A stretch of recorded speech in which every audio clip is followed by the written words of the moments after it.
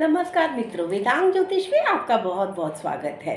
आज जन्मदिन है हमारे भारत के ऐसे प्रसिद्ध गुणी साहित्यकार का, जिन्होंने न केवल हमारे देश का राष्ट्रगान लिखा है, बल्कि जिन्हें अपने साहित्य के लिए नवंबर 2013 में नोबेल पुरस्कार भी प्राप्त हुआ। 8,000 ब्रिटिश पाउंड का वह नोबेल पुरस्कार, जो उस जमाने में भी 8,13,000 रुपये के बराबर था, आज करीब 8 से 10 करोड़ का मूल्य रखता है। और उस जमाने में उन्होंने यह पुरस्कार भी समाज के लिए, समाज के भले के लिए दे दिया।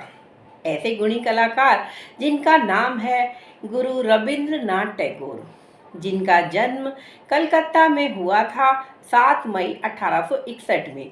आज हम उनकी कुंडली के बारे में चर्चा करेंगे। हालांकि हमारे पास उनकी ओरिजिनल कुंडली नहीं है, लेकिन हमारा हिंदू ज्योतिष इतना अच्छा विज्ञान है कि उनके जन्म से हुए उनके मृत्यु तक के अगर हम बायोफैक्ट्स को देखें तो उन्हें ध्यान में रखते हुए हम उनका जन्म समय का आकलन कर सकते हैं। और उनके बायोफैक्ट्स के द्वारा न केवल वह कुंडली बनेगी जो दर्शाएगी कि कैसे एक गुणी कलाकार ने न केवल भारत में प्रसिद्धि पाई, बल्कि सारे विश्व में भारत का नाम रोशन कर दिया। आइए आज चर्चा करेंगे गुरु रविंद्रनाथ टैगोर की कुंडली की। इनके जीवन में बहुत से बहुमूल्य फैक्ट्स हैं जो आज आपसे शेयर करूंगी कुंडली के माध्यम से। सबसे पहली बात, रविंद्रनाथ टैगोर अपने 13 भाई बहनों में सबसे छोटे थे। कुंडली में एक नियम है कि अगर आपके सिर्फ छोटे भाई बहन नहीं हैं और सभी बड़े भाई बहन हैं तो 11वां घर कुंडली का बहुत ही पोटेंट होगा। 11वां घर जो कि बड़े भाई बहनों को तो दिखाता ही है, साथ में आपको समाज में इज्जत, अवार्ड्स, रिकॉग्निशन को भी दिखाता है। और तीसरे घर का स्वामी पीड़ित होगा, साथ ही तीसरे घर का कारक मंगल पीड़ित हो सकता है और 11वें घर का कारक बृहस्पति बली होगा। तो अगर हम उस समय की यानी 7 मई 1861 की कलकत्ता की, रविंद्रनाथ टैगोर जी न केवल एक उच्च कोटि के पोएट थे, कवि थे, साहित्यकार थे, म्यूजिक कंपोजर थे तथा बहुत ही अच्छे पेंटर, आर्टिस्ट भी थे। उनकी लिखी हुई गीतांजलि एक सर्वोच्च कोटि की कृति है। साथ ही अगर हम देखें तो इनके सबसे बड़े भाई द्विजेंद्र नाथ फिलोसोफर और पोएट थे। इनके दूसरे भाई ज्योतिन्द्र नाथ भी बहुत ही अच्छे प्ले लिखते थे, ऐसे लिखते थे, पोइट्री और लिटरेरी वर्क लिखते थे। वो भी एक अच्छे म्यूजिक कंपोजर थे।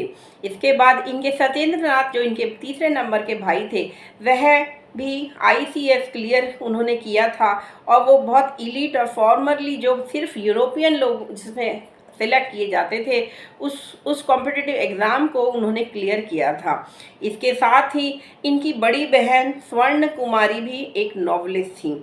इनके बड़े भाई हेमेंद्र नाथ ने इनको न केवल शिक्षा दिलाई, बल्कि इनको swimming, trekking, judo, gymnastic, wrestling इत्यादि फिजिकल एक्टिविटीज़ में भी बहुत ही अच्छी तरह से मार्गदर्शन किया। क्योंकि रविंद्रनाथ टैगोर का इंटरेस्ट क्लासरूम शिक्षा में बहुत अधिक नहीं था, जो कि कुंडली में दिखता है कि पंचमेश मंगल 12वें घर में गए हैं मिथुन राशि के। यह भी एक कॉम्बिनेशन है कि कोई व्यक्ति शिक्षा विदेश में प्राप्त करेगा या घर से दूर जाकर शिक्षा प्राप्त करेगा। तो कुंडली में यह दिखता है। और जैसा हम सभी जानते हैं कि 17 साल की उम्र में इन्होंने विदेश में ये लंदन गए, जहाँ 3 साल रहकर इन्होंने शिक्षा प्राप्त करने की कोशिश करी, लेकिन बिना डिग्री लिए ही यह वापस आ गए। हालांकि उनके ज्ञान और उनकी बुद्धि की तो हम सीमा देख ही चुके हैं कि वह बहुत ही उत्तम कोटि के कवि रहे, साहित्यकार रहे, जो उनकी कृतियों में झलकता है। साथ ही उनकी बनाई हुई पेंटिंग्स भी बहुत ही फेमस हुई। उनके थीम्स जनरली यूनिवर्सलिज्म पर थे, ह्यूमैनिज्म पर थे और सत्य और सुंदरता को दर्शाते थे। उनके लिखे हुए बहुचर्चित नॉवेल्स गौरा और शांति निकेतन की स्थापना इन्होंने 1901 में करी थी, जहाँ पे आश्रम बनाया गया था शिक्षा देने के लिए, जहाँ पे एक मंदिर भी था, जहाँ मार्बल फ्लोरिंग थी और जहाँ पेड़ों के कुंज थे और एक बहुत ही अच्छी लाइब्रेरी भी थी। क्योंकि रविंद्रनाथ टैगोर जी का मानना था कि शिक्षा को क्लासरूम में बांधा नहीं जा सकता, नेचुरल एनवायरनमेंट में बच्चे अच्छी तरह से शिक्षा ग्रहण कर सकते हैं। रविन्द्रनाथ टैगोर ने हमारा राष्ट्रगान जन गण मन 1905 में सबसे पहली बार लिखा था, जो वह तत्वबोधिनी पत्रिका में प्रकाशित हुआ था। उसके बाद 1911 में इन्होंने उसे स्वयं गाया था पब्लिक के साथ 27 दिसंबर 1911 में। इसके बाद 28 फरवरी 1919 में इन्होंने इसे लिखकर इसका इंग्लिश इंटरप्रिटेशन भी पब्लिश कराया नाम से the morning song of India. फिर इसको अडॉप्ट किया गया 24 जनवरी 1950 को, जहां हमारे रिपब्लिक डे से पहले ऑफिशियली इसे डिक्लेयर किया गया नेशनल एंथम के रूप में। कॉन्स्टिट्यूशन असेंबली में डॉक्टर राजेंद्र प्रसाद, जो हमारे देश के पहले राष्ट्रपति थे, उन्होंने इसे एक्सेप्ट किया, साइन किया और फिर यह हमारा राष्ट्रगान बन गया। यह जो राष्ट्रगान है, यह इन्होंने एक जो ओरिजिनल बंगाली संस्कृत में लिखा था, जिसका नाम था भारत भाग्य विधाता, जो ब्रह्म हिम्न था। और उसमें से ओरिजिनली पहले 5 स्टैंजा थे, लेकिन उनमें से कुछ स्टैंजा लेकर ही हमारे राष्ट्रगान को निश्चित किया गया। कुंडली में यह ख्याति जो उन्हें मिली और आज भी उनके जन्म के 150 सालों बाद भी हम उन्हें इतना याद करते हैं और उनकी कृतियों से लाभान्वित होते हैं, तो वह कीर्ति दिखती है कुंडली में। क्योंकि इनकी कुंडली में 10वें घर में उच्च के सूर्य बैठे हैं और साथ में शुक्र जो चतुर्थेश हैं वह भी राजयोग बना रहे हैं, और लगन में तो बृहस्पति नवमेश होकर त्रिकोण में विष्णु स्थान पर बैठे हैं, त्रिकोण के स्वामी, जो कि बहुत ही सुंदर राजयोग है। यह एक संभ्रांत परिवार में पैदा हुए, जहां से इन्हें बहुत अधिक पैसा मंथली पेमेंट्स आते थे और साथ ही इन्हें नोबल पुरस्कार में भी उस ज़माने का 8.5 लाख रुपया मिला, जो आज का शायद 10 करोड़ के करीब होगा। तो यह दिखाता है कि कुंडली में धन योग भी बहुत से होने चाहिए। तो कुंडली में धन योग तो बिल्कुल बनते हैं। दूसरा घर जो कि आपका बैंक बैलेंस का घर है, और 11वां घर जो आपकी अपनी आय का घर है, उन दोनों के स्वामी बली होके कुंडली में बैठे हैं। सूर्य उच्च के हैं, दूसरे घर के स्वामी 10वें घर में, और शुक्र भी केंद्र में आ गए हैं अपने घर से, है तो 12वें में, लेकिन उच्च के सूर्य और अपने मित्र बुध के साथ बैठे हैं। बुध जो कि तीसरे घर का स्वामी है।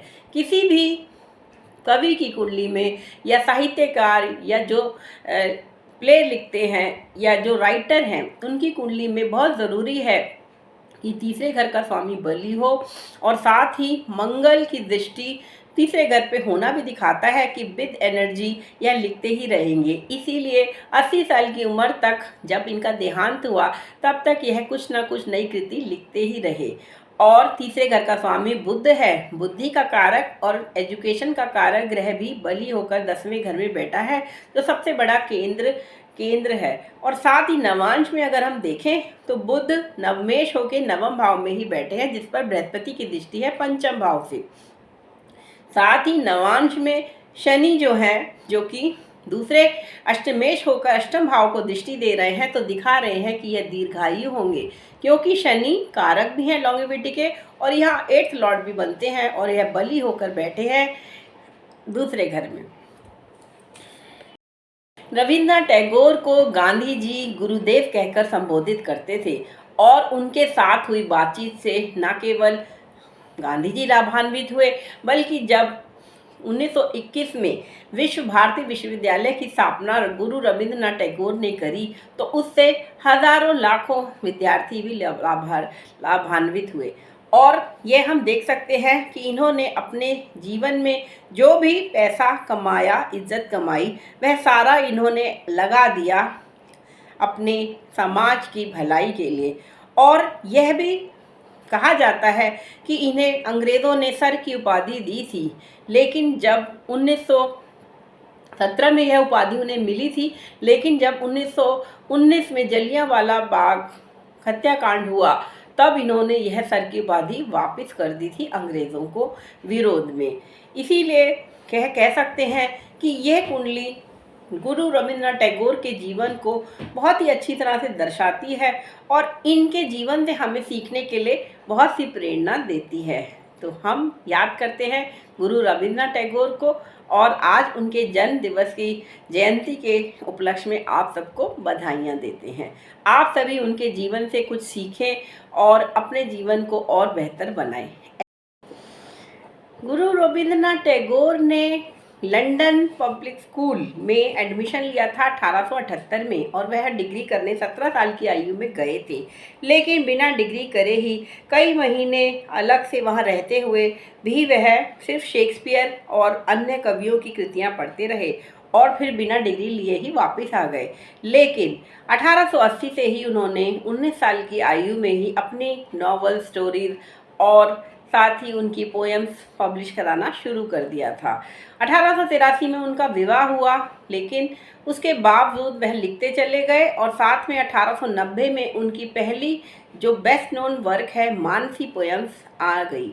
1891 से 1895 के बीच का पीरियड जो 4 साल का है, अगर उस समय भी हम देखें तो वह टैगोर जी के जीवन का ऐसा पीरियड था जो मोस्ट प्रोडक्टिव पीरियड कहलाता है।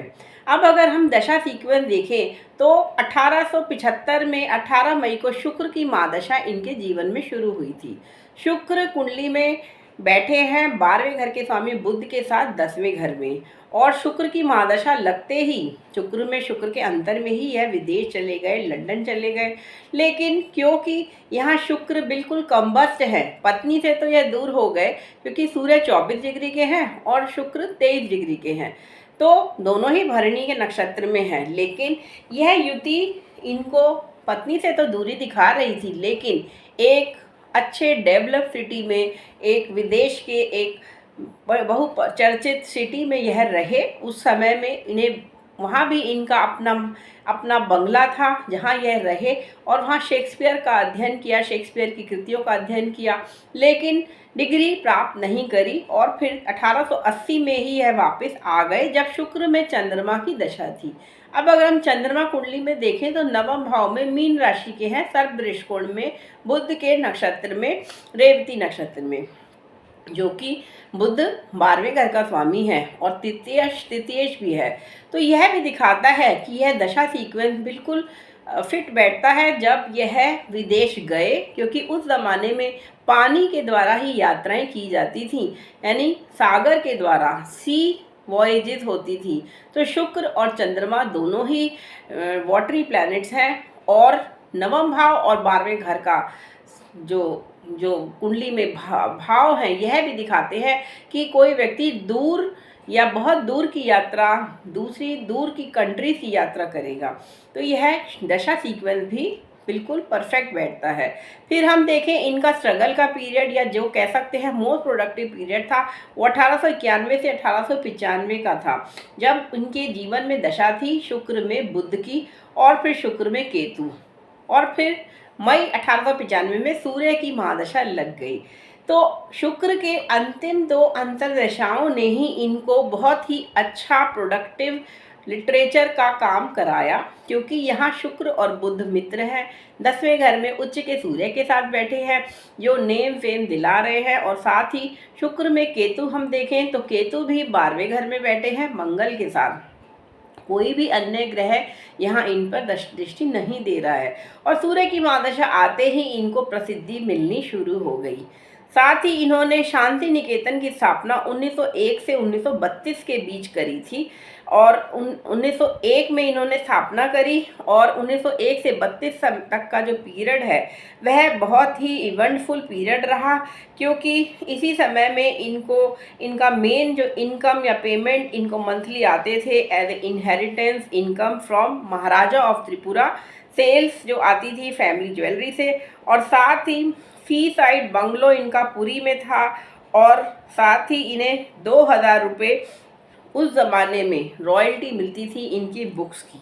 तो यह पीरियड भी दिखाता है कि यह सूर्य की दशा और फिर चंद्रमा की दशा ने इनको बहुत ही अच्छा इनके जीवन में प्रगति दिलाई।